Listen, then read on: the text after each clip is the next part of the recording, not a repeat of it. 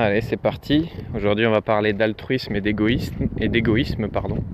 C'est un sujet qui, moi, m'a personnellement pas mal concerné pendant un certain temps. C'est moins le cas maintenant. Et qui est souvent un blocage chez les gens que j'accompagne ou chez les gens que j'accompagne pas encore, mais qui se posent la question de se faire accompagner. Et cette question, c'est, ben oui, mais si je prends un accompagnement et que je prends la décision de me créer une vie sur mesure, d'augmenter mon niveau d'épanouissement et d'être pleinement moi-même, je vais être épanoui donc, et donc c'est égoïste. Parce que quand je regarde autour de moi, quand je sors dans la rue, bah, je vois plein de gens malheureux. Donc de quel droit, moi, je vais m'autoriser à être heureux ? Qui je suis pour être heureux, alors que quand je marche dans la rue, il y a des gens qui font la gueule, alors que dans ma famille, il y a des gens qui sont malheureux comme la pierre, alors qu'en Afrique, il y a des enfants qui crèvent de faim. Qui je suis, moi, pour m'autoriser à être heureux ? Question de merde, réponse de merde.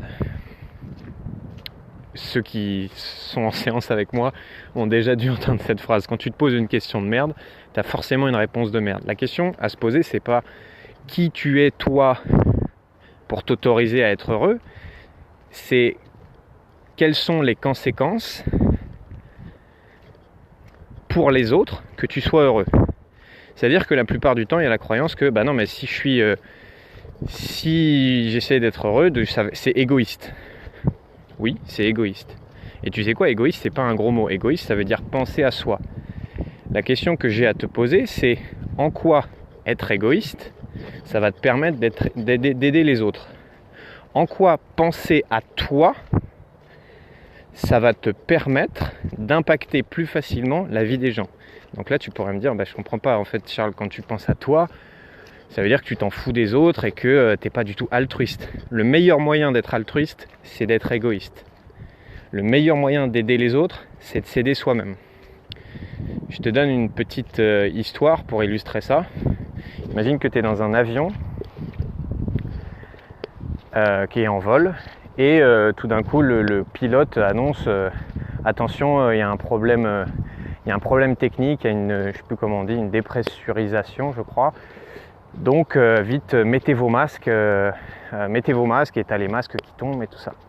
La personne entre guillemets altruiste, elle va se dire ah mais moi du coup faut que je pense aux autres, je vais quand même pas penser à ma gueule, à moi. Il faut vite que j'aide les autres à mettre leur masque. Donc la personne se lève, elle aide son voisin d'abord à mettre son masque, elle aide son voisin de gauche ensuite à mettre son masque, et ensuite qu'est-ce qui se passe ? Elle tombe dans les pommes. Pourquoi ? Parce qu'elle n'a pas mis son masque à elle. Et donc au final elle a pu aider deux personnes.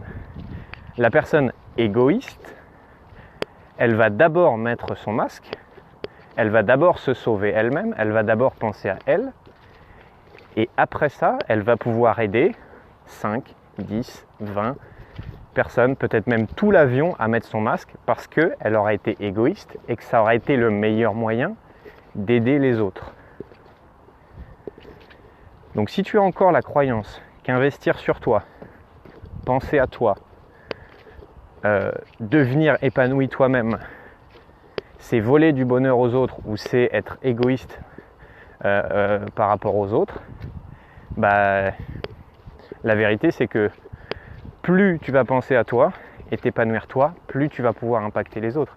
Imagine que tu es une petite étincelle qui ne demande qu'à être une grosse flamme, et donc une petite étincelle, ce serait quelqu'un qui a vraiment une étincelle, ça a le potentiel d'être une flamme, mais c'est pas encore une flamme. Imagine que cette petite étincelle, elle se dise, non mais moi, je vois plein de petites étincelles autour de moi, du coup si je deviens une flamme, c'est pas très égoïste quoi, qu'est-ce qu'ils vont penser de moi les autres ? Moi je deviens une flamme alors que c'est encore des petites étincelles. Mais en te réduisant, en te rétrécissant et en restant une étincelle, comment tu vas impacter les autres ?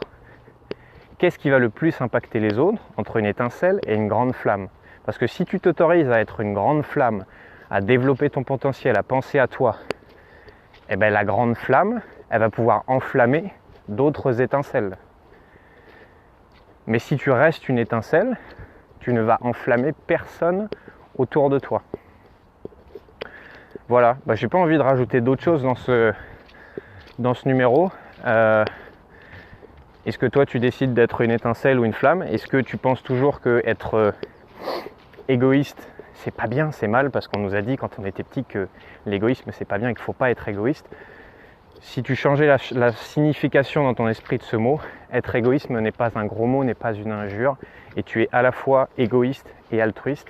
Et la meilleure manière d'être altruiste, c'est d'être égoïste. La meilleure manière d'aider les autres, c'est d'abord de s'aider soi-même. Ciao, bonne journée à toi et à très vite.